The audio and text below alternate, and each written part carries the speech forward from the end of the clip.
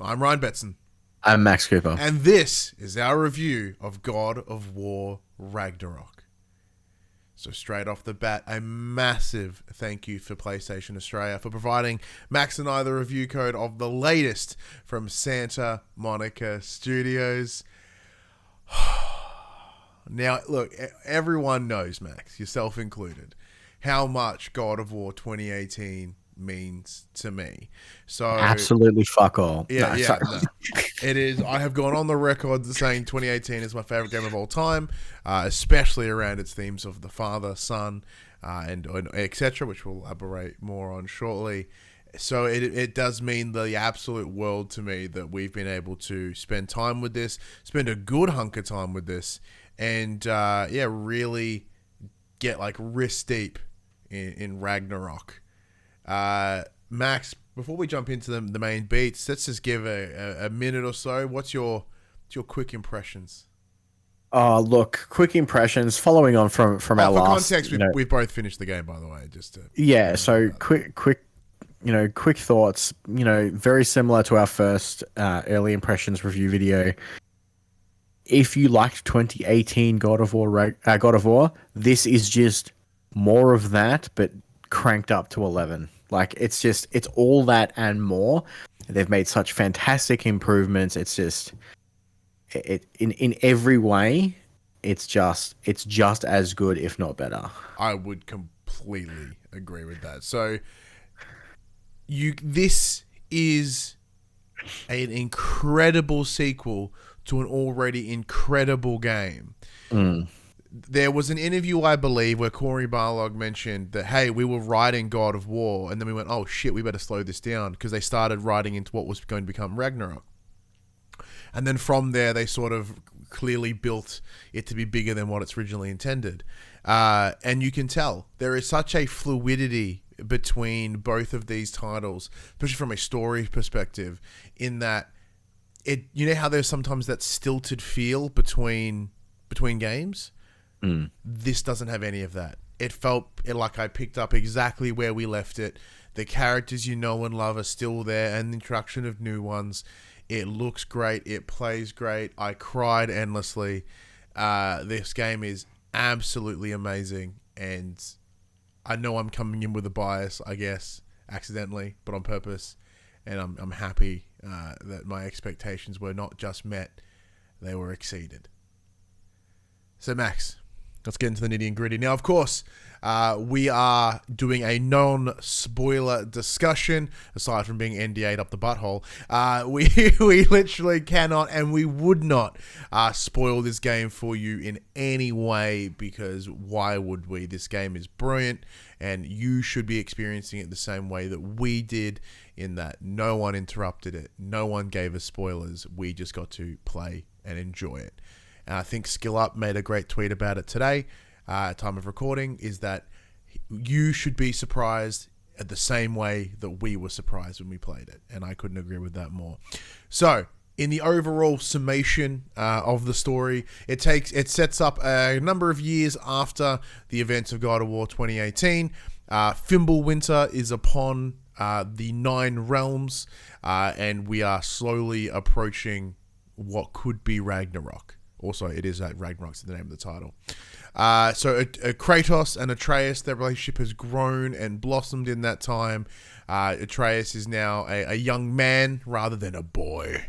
And as they go on their various journeys together to process the idea of fate and destiny and prophecy, I don't know what I can say without spoiling. Is there any beats I haven't hit in like the general discussion that is the story? No, it's just cool how the stories play out, because you can see that each of the, like, Kratos and Atreus are obviously going through their own things, where Kratos is like, I don't want to slip back into my old habits, but at the same time I'm like, I will do anything for this kid. And then this kid is like, I need to find out who I am, but I'm concerned or worried that my father will not allow me to take the risks I need to take in order to get the information I need with or without him. Well, let's jump And straight into that. there's this like to and fro between the two characters where there's this push and pull of like I want to know who I am, but to do this I need to do this, and at this time you're not letting me get there. And there's that internal struggle that Atreus is having, not knowing really who he really is, between, coming off the back of 2018's God of War and having all that revealed to you at the end. Well, It's it's it's pretty daunting. it's also not even that. Like, if you strip back the specifics of what God of War is in terms of the scenarios, this is a great coming of age story for Atreus. It's the rather, it's like, yes, he happens to be a giant. Spoilers of 2018, and that is a big part of who he's seeking for himself within this game. It's coming. It's the same scenario of someone in their 13, they're 14, they're starting to find themselves and find out who they are, separate from their parents, which is a massive part of growing up. Except these guys have the additional part of dealing with the end of all things at the same time. And Kratos is doing it in the same way as a parent. When your child is hitting this age, it's that tough balance of, I don't want to lose my child. I want to hold on to them, but I know I need to let them go and create that distance, but not like force them. But I mean, as in, let them be free and let them see the world their way and find who they are without you. Except the difference here is when you say I want to hold them close is because it's the end of all things, and I don't want to lose them completely. So it's a really incredible good father-son story, as the first one was. They've expanded it in a different way here, where in the first game it was all about building that relationship between Kratos and Atreus, because Kratos had intentionally kept himself at a distance because of that fear of who he was and the past that he has, knowing that he'd be horrified. Atreus would be horrified if he was to learn of the things that he had done, and that his entire motivations was to be better. So to see that here in their relationship, he is no longer boy. He is Atreus. He is my son. You know what I mean? Like just the choice in wording alone demonstrates the alteration and growth in this relationship, and it fucking warms my heart, like to no end. I'm sitting here playing through the colds of Midgard, the colds of Fimbulwinter, and Ragnarok, and my heart felt warm the entire time watching the two of them give the utmost brilliant performance. Christopher Judge and the young gentleman who plays Atreus, whose name escapes me at this moment, absolutely delivered again. Brilliant. Absolutely brilliant. Christopher Judge's ability to demonstrate so much emotion without uttering a word, it makes me so... I look at this and I go, yeah, he is the perfect cast for this game. There is no one else, I feel, that could have done a better job. To me, that voice, that performance, that presentation is Kratos. No fault to the individual that did it in the original Greek trilogy or quadrilogy, I guess, with Ascension. But this is my Kratos, and I couldn't be happier. And I said, as Atreus coming into that young man, like we see moments of that rebellion that comes with a young team in a different way from the first one. It's that idea of like, man, everyone fucking hates me. Like, it's that good old emo energy of a young teen, and wanting to sort of rebel and be separate and be treated like an adult, but they're not quite an adult. It's yeah. How do you feel about the relationship between Kratos and Atreus? Now, knowing that when you played 2018, you were not a father, unlike at the time where I was, so it hit me differently. As a father now, does this change anything for you? Not overly, because obviously, my I have a daughter. She's only 3, so it's a very different age gap. But it's such a compelling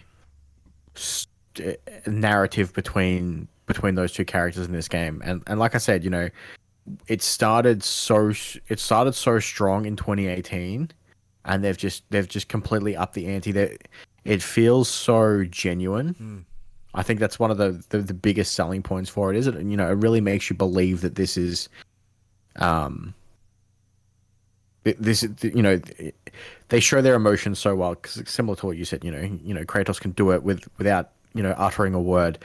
They both play off each other so well, and you can see that the fruits of that in the game itself. Like it just really it's hard to explain without going too deep into the spoilers because obviously a lot of the story beats are very spoiler centric. Well, yeah, But it's a it's narrative just journey, so it's you but it's can't such touch a those points it's, without spoiling it. it's such a loving story as well. Like you can see how deeply they both care for each other, and they know that to a degree their actions are just hurting each other as well. Yeah. So it's that push and pull of like I want my dad to be proud of me, but I need to do these things, but he's so set in his ways because this is how he did it and this is how he had to do it.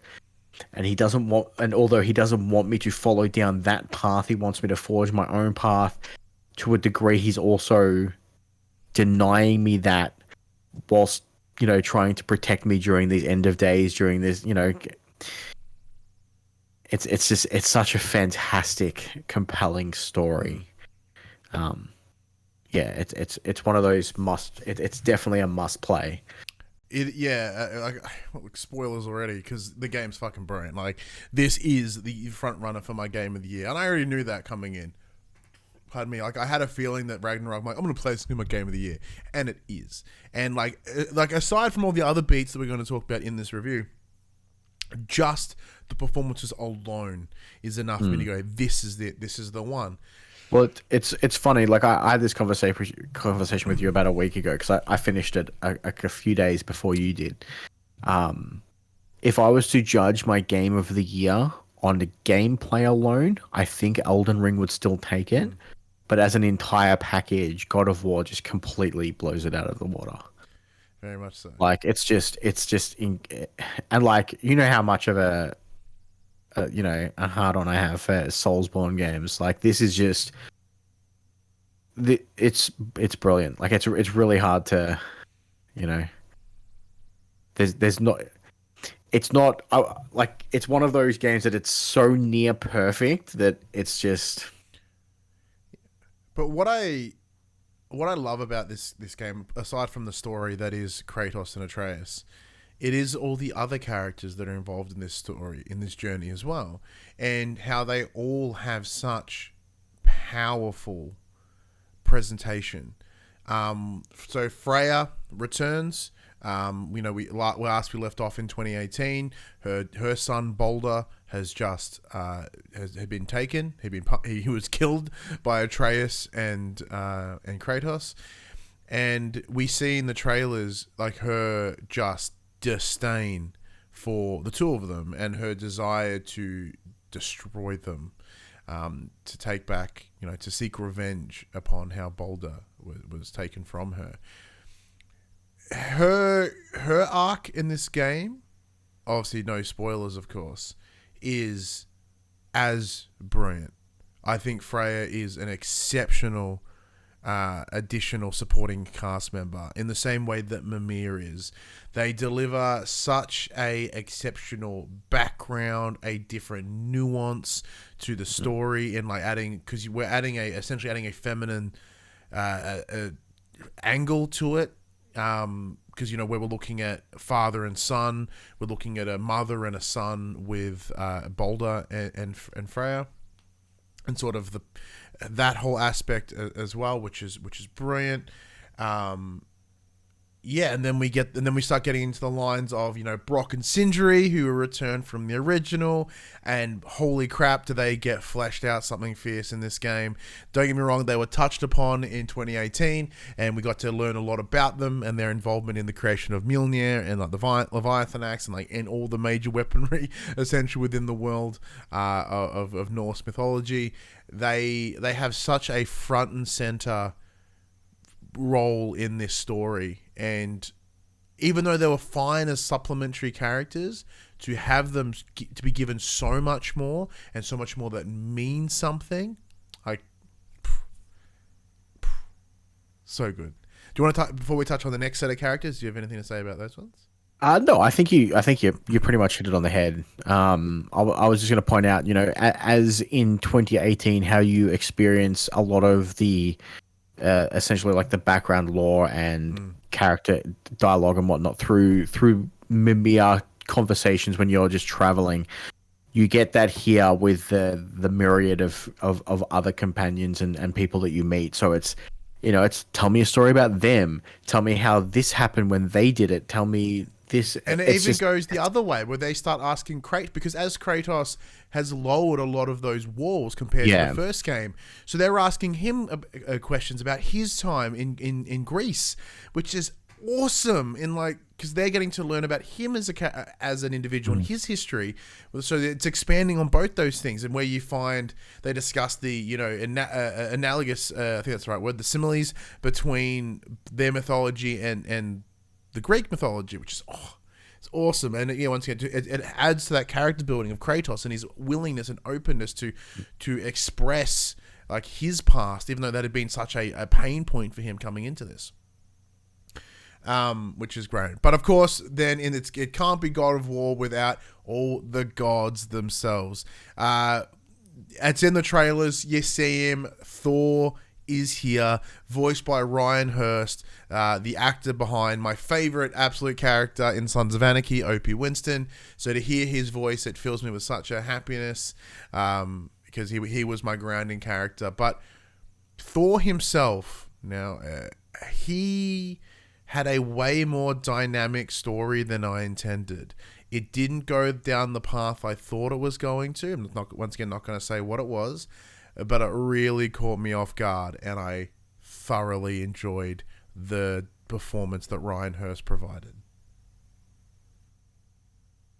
yeah, Yeah. yeah. His arc was very interesting.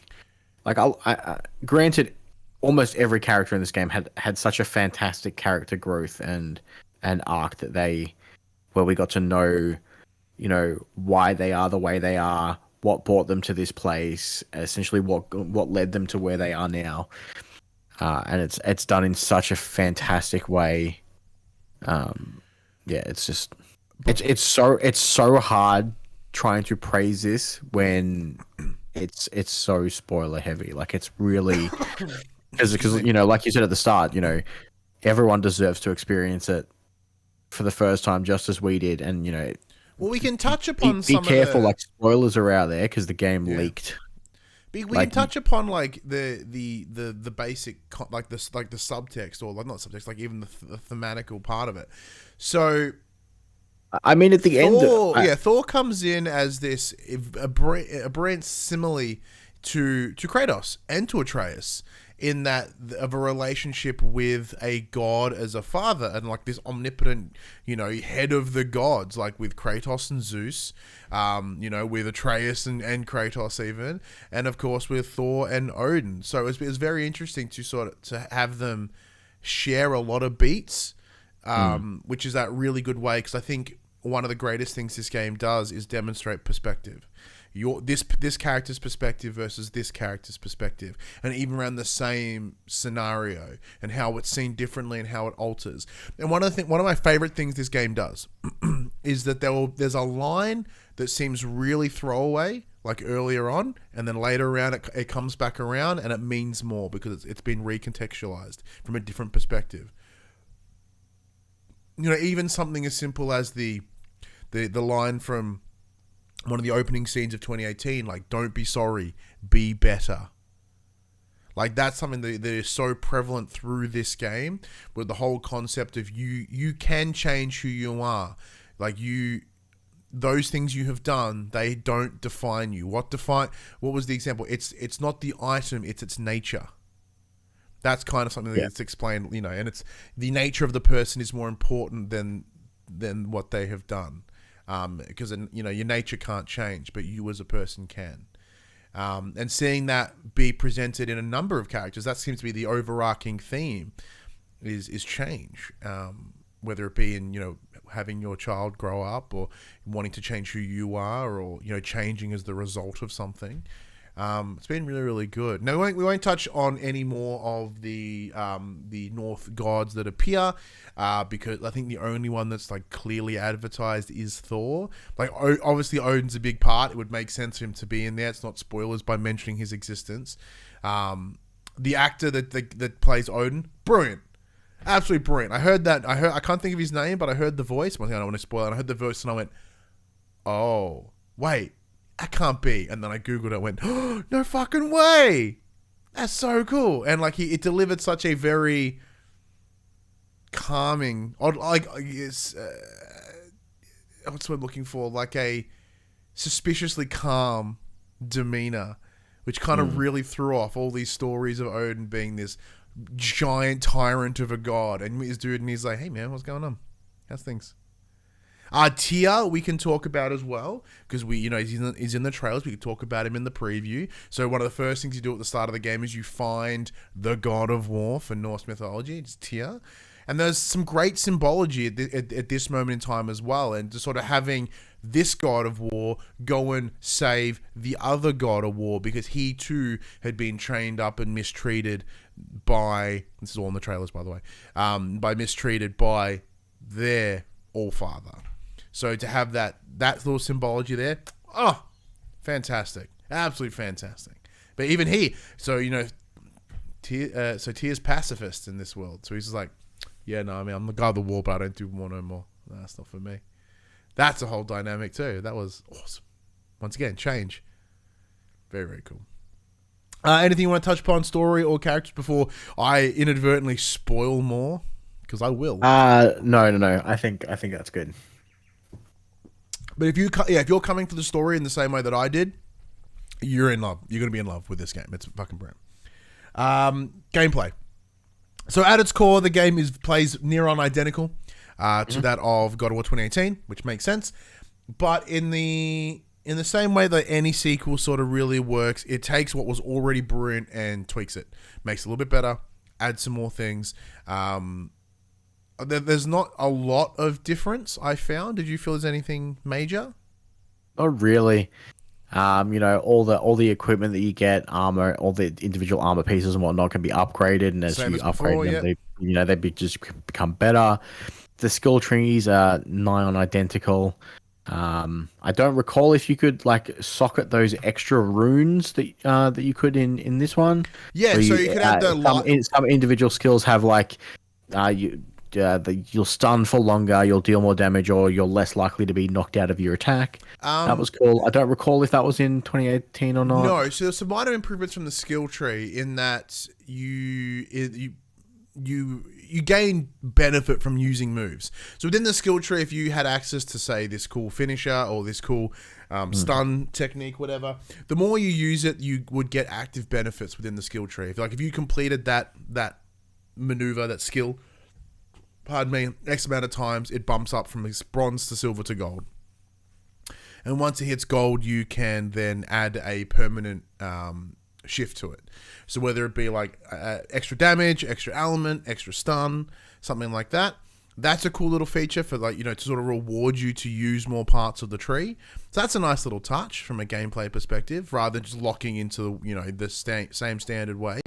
It adds incentive, like, hey, you go over here and add a bit more. Try over here, see what you can do. You're gonna increase it. So the weaponry is primarily the same. You come in with your Blades of Chaos and the Leviathan Axe from 2018. That's pretty much what you spend the majority of the game playing with. Atreus is still there with his bow and his arrow, but as he is improved, because in the game is they've been training every day since the end of 2018's, so Atreus as a sidekick is better. I find the AI to be a bit more interesting, and this one it kind of reacted, at least I feel, different. But there's a bit when you, in terms of the skill tree, they become even better again. Yeah, so the combat itself is good. It feels good the same way as it did in the previous game. The one thing that I don't know, because we were playing on PS5, there was something about the way the controller felt in PS4 in 2018 when that axe comes back and thunk, Like, you could feel it, like it's such a thud in the controller. Now, I may have not been paying attention because it's too intense in the game. Did you find that there was such a response in the haptics? I don't recall, purely because I barely used the Leviathan axe. Are you a big blades guy? I'm a blades. I'm a blades man. Yeah. I think I only ever pulled the axe out if I had to deal with, because obviously similar to that in 2018, some enemies are imbued with Bifrost or the fires of Helheim. Yeah. Yeah, so I only ever really used the axe when I needed to break the enchantment type thing. I'm a fire for life blades boy. Yeah, like I find the Blades of Chaos really good for crowd management. Like if there's a lot of enemies all at once, you're just like blah, blah, blah, blah, blah, blah. But like I always found that maybe just because of how I leveled the Leviathan axe, I found that if I wanted a harder damage hit, the Leviathan axe was the way to go. If you want a bit more of like a little chip, literally chipping off health, the blades are the way to go. But if you just want those big honking Hadoukens, that's where you go for that one. Let's see what else. So a lot of the puzzles are still the same, whether it be around the finding all the chests. I didn't find a lot of variance in that. There were some new elemental and ways to solve puzzles, whereas a lot more of the runic arrows. So previously, Atreus, you could just shoot arrows, but they've kind of added little variants to it. There's an arrow that sort of uses, the arrows can alter things in the world, and they allow for puzzles to be solved easier, or solve the puzzle period. And then, in that true Metroidvania aspect of the game, you go, oh shit, I don't know what that is. You come back to it later, and then suddenly you're like, oh crap, now I know what I can do with that. And that's the best part. So now that I finished the game, because it took me just over 31 hours. You did it in 22? Yeah, just over 22. Yeah. Granted, I golden passed it, and you didn't. I did not. Because the thing about this game is what I love about it is the lore and the story and the worlds. So I just started fucking around. I started going around all the side stuff, looking at everything that I could. And then as the embargo date was rapidly approaching, I'm like, oh no. And then knowing full well that I can do it after the end of the game, because in the same as the previous, I'm like, yeah, but I'm really enjoying all this. And they're like, hey, we have to record something in 2 days. I'm like, okay. And they kind of rushed it towards the back end. But where was I going with that? Yeah, I guess so. Yeah, so with that whole Metroidvania aspect is I've seen more of the world, so I've seen more moments and areas. I'm like, I can't get to that yet. Oh, I can't get to that yet.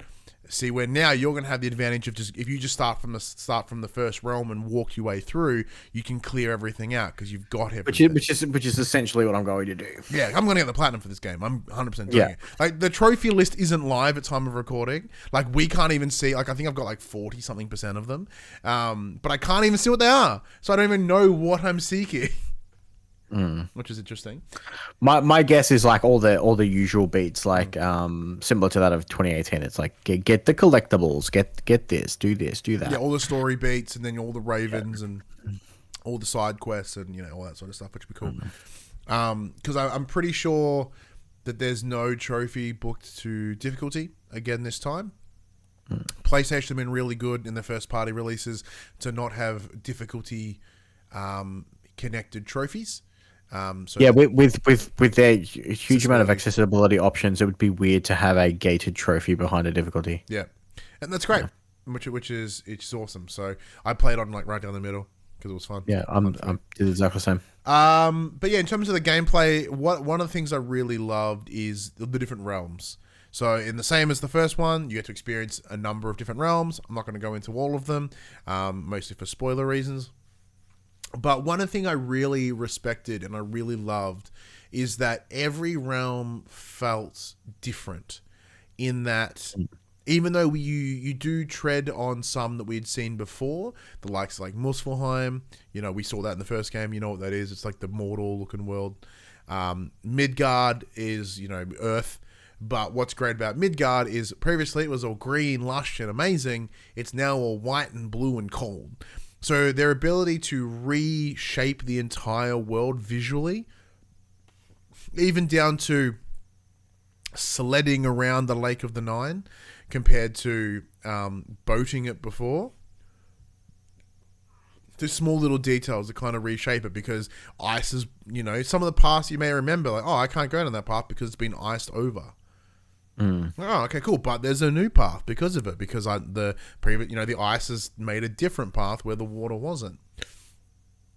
And then there's like Svartalfheim, which we see in the trailers. We discussed in our preview. This is the land of the realm of the dwarves, and it's so dope in that, like, because they're dwarves, all their towns are smaller, and Kratos seems huge. And then, of course, you find Tyr there, and Tyr's even taller than Kratos, so he looks even larger again. And we sort of you're able to connect that place through Brock and Sindri. It's because it has so many different biomes in that world alone. Like, it's got the city area or the town area where the dwarves live, and then it's got these underground caves, and then it's got like a swampy like sort of area, marshlands. Yeah. It's awesome, and they all kind of seamlessly move together.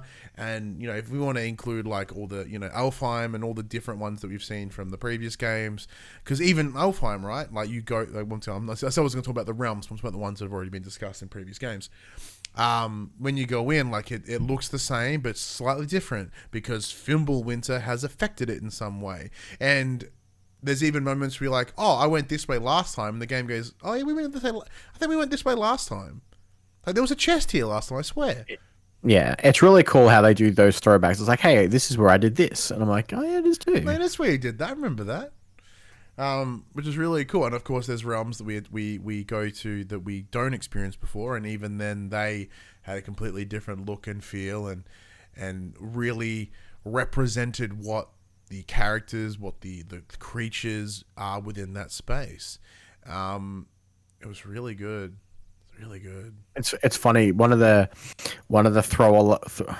throwaway lines that the companions say is there's a point very early on, and there's a very distinct path that I'm supposed to take, and I'm like, oh, but there's a chest over there. I'm just gonna quickly duck over there and get the chest.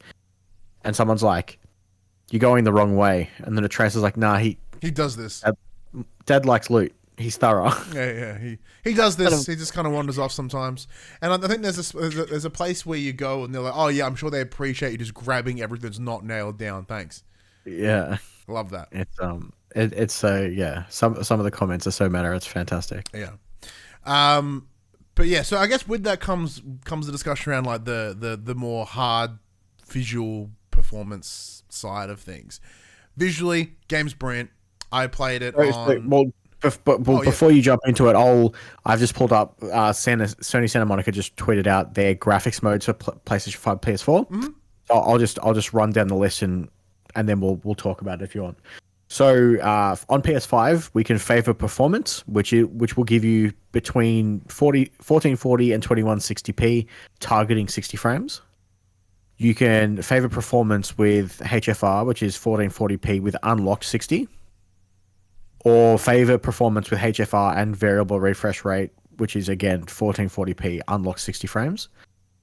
Quality, 2160p, native 4K, 30 frames targeted. Favor quality with HFR, you get 1800 to 2160p with 40 frames targeted. Or favor quality, HFR VRR, it's at 1800 to 2160p with unlocked 40. The PS4 is where it gets rocky. Yeah, real gnarly. PS4 Pro favor performance 1080 to 1656p with unlocked 30 frames. PS4 Pro for favored quality 1440 to 1656p, targeted 30 frames. Standard PlayStation 4 standard graphics 1080p, targeting 30 frames per second. Yeah, there is no way this game would run well on a PS4. It's just I haven't played it on PS4. Do you have a Pro or a standard?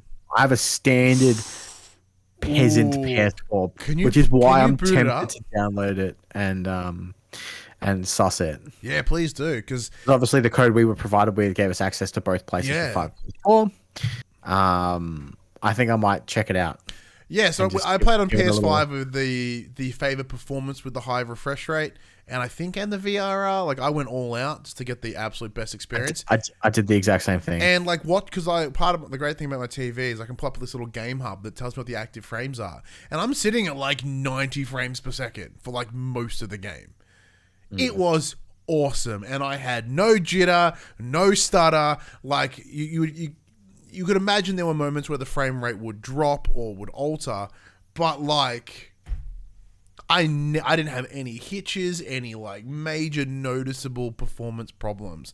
The only thing I think you and I had maybe a similar moment where the game didn't register that an encounter had finished. And then the next part he goes, hang on, why are you not triggering the thing I need to climb the... All right. And then I just restart the encounter, and it goes, oh, yeah, you finished the encounter. Here's the button. I'm like, sweet. Yeah, so mine wasn't in an encounter. Oh. Mine was a... talk to an NPC to follow them, and you have to open a gate for them, and then it plays the cutscene of you opening the gate, and then as the gate closed, they disappeared and teleported back to the other side of the gate, which is now locked permanently. And I'm like, oh no. So I'm like, I'll restart checkpoint. I did it again, and the same thing happened. So all I ended up doing was following the path that I assumed was taken, getting into an encounter with some enemies. And they rocked up? Finishing that encounter, and then they're like, hey, what are you doing? Let's go. Yeah. And then we just went. So it was fun. Yeah, see, mine was a fight encounter, and as I took out all the enemies, and I think them like I don't think one of the enemies spawned because it was like a heavy, and then when I died and I ran the encounter again, the heavy wasn't there. I was like, that's weird. Like maybe it's scaled because I died. I had something similar, but it wasn't in an area where I had to finish the encounter before I could move on. I had one of those flying eyeballs from the 2018 the nightmares. The nightmares. It just flew under the map. Yeah, I had one get stuck in a bit, and I just couldn't hit it, so I just left. I'm just like, whatever. But the only two things I had: one creature dive into me, dive over me in Svartalfheim, and get stuck between a wood and a barrel, went pop, and then disappeared. I was like, okay, that was it. Like to me, that's just like clipping, and that's fine. Like clipping happens in the best of games. Like the frequency at which the statistical potential of a clipping like that. It's pretty low. Like I saw 2 in the 30 hours that I played. Yeah, that's fine. And even then, the one that like the first, like it fixed itself in a second. I just happened to turn around and see it. I imagine if I didn't turn around, it would have resolved itself, and I wouldn't have even noticed. But yeah, other than that, performance is absolutely great. It's brilliant. So I played the entire thing.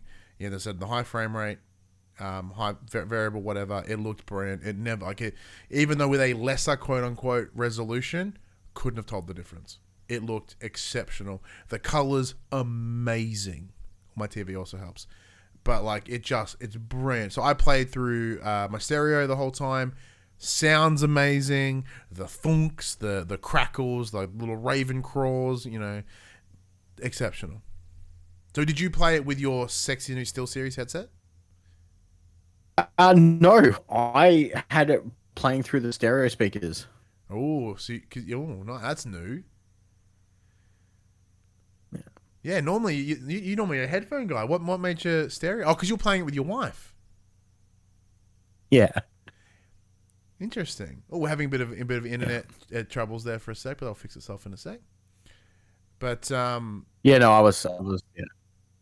Yeah, no, it's I can't fault it like in terms of its visuals.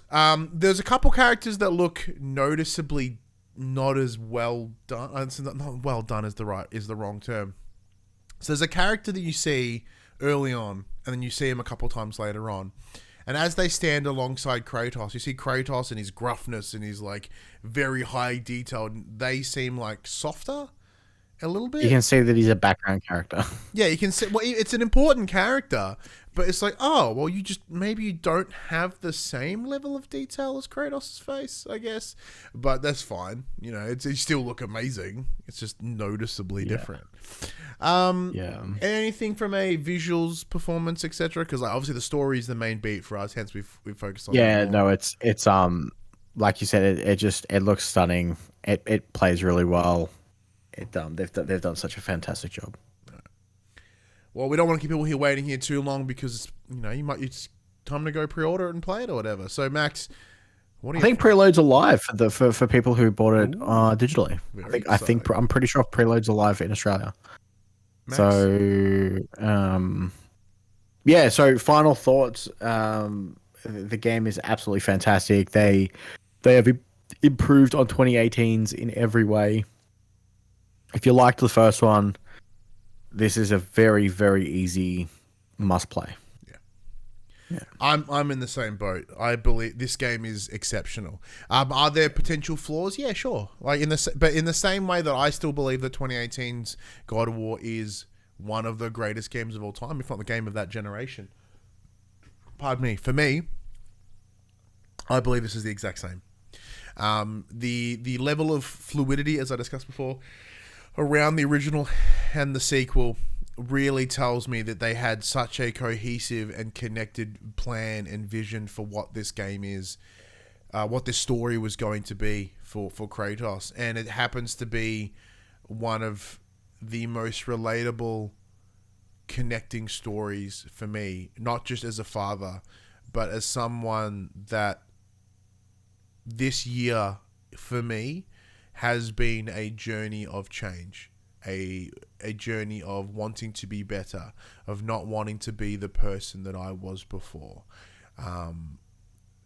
So be able to play a game that had those same stories and actually allowed me to recontextualize some of my own real world things while also telling an incredibly compelling parental story, which always hit me in the feels every time anyway, backed up by incredible performances from amazing people.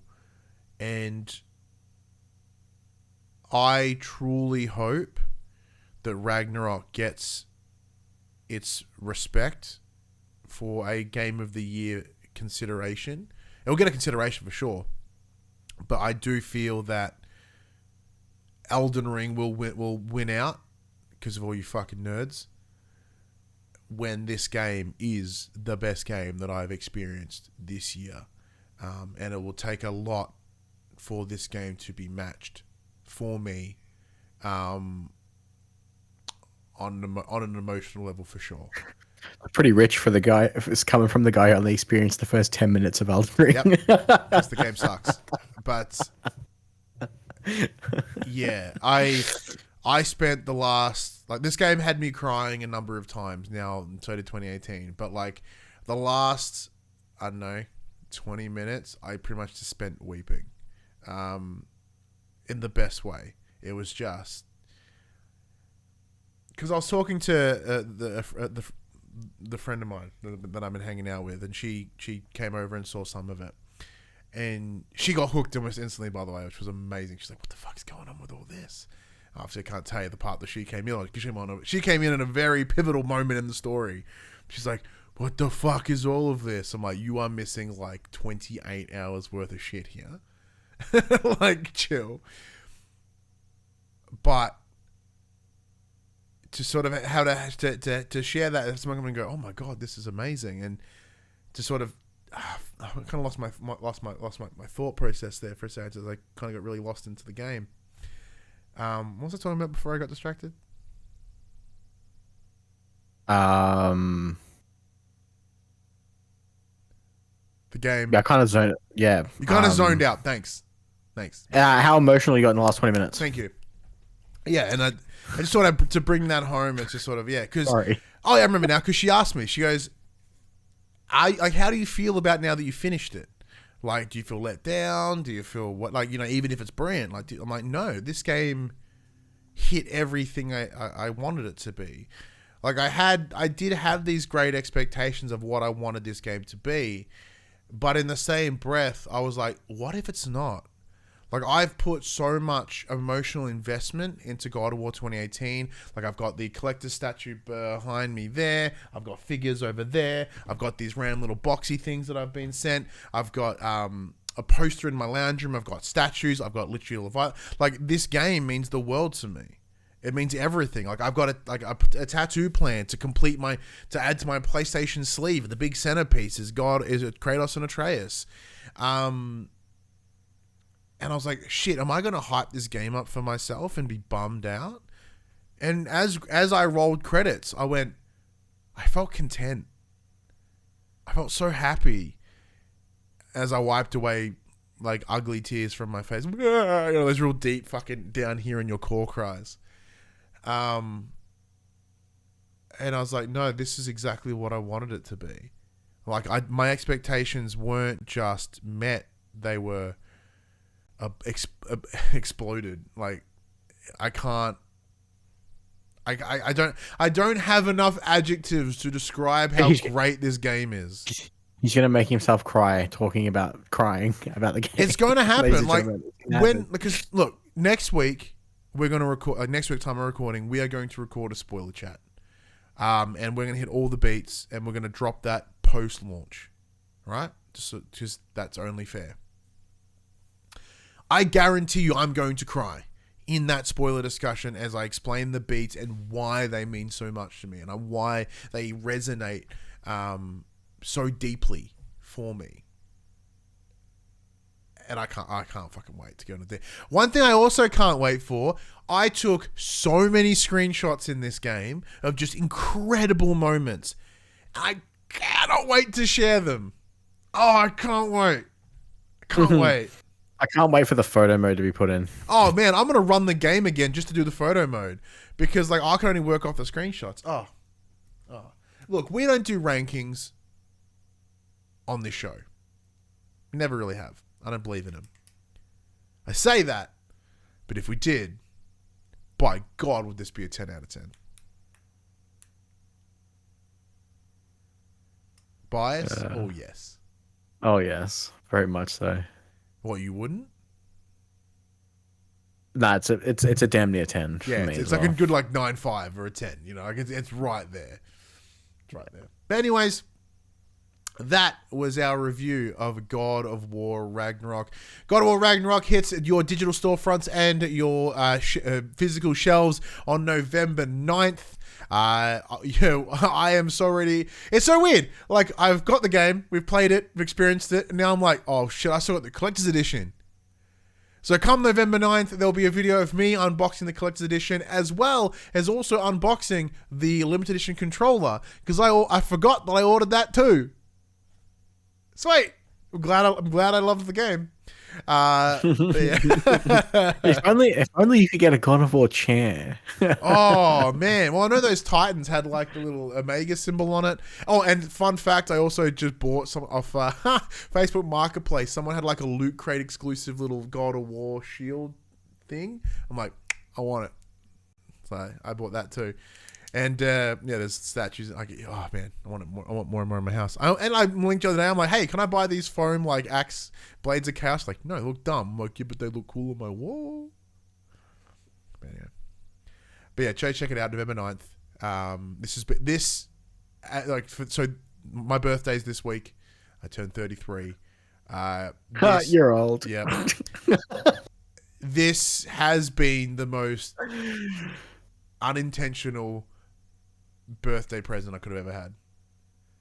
Like, it's just, and then knowing that I'm going to chill with this game for the rest. A couple other games we've got to play, but I might just chill with God of War for a little bit, and we'll come back to those other ones in a little while. But anyways, Max, give them the spiel for anyone that did happen to come across this for the first time. Oh well, if this is your first time watching us, you can catch our regularly scheduled program, which isn't on a regular schedule. We've been pretty good lately. Well, we haven't missed an episode in months. It was more of a, we used to chop and change when we were recording live. We don't do that so much anymore, but we're very set in our ways. But the show is always... So for those who don't know, what we do, each and every week we do a show called For the Players, the Pop Culture PlayStation Podcast. It's a personality-driven, PlayStation-centric show made here in Australia with an Australian spin on it. So you kind of see it through our perspective. Everything's upside down. Yeah, it's upside down. Crazy. There's a lot of swearing. So it's what we refer to as the late show of of PlayStation podcasts, in that it's chock full of personality. Like, you see our, we're not just a news regurgitator podcast. There's 1,000 of them out there. There's a lot more to it than what we do. And Max, when does it come out? Well, you can check that show out every Monday morning at 8 a.m. Australian Eastern Daylight Savings Time on podcast services, including Apple Podcasts and Spotify. Or if you want to see our gorgeous faces, you can check us out on YouTube at 9 a.m. Australian Eastern Daylight Savings Time every Monday morning. But normally, if you want to join the conversation as it happens, head over to twitch.tv/thepopculturist, where you can watch us record this show live on a Sunday night at 8 p.m. Australian Eastern Daylight Savings Time. We can jump in the chat and become part of the show. If you want to support this show, you can by heading over to... Wait, what was it? If you want to support the show, you can by... Oh, I completely lost my train of thought. If you want to support the show, you can. You can.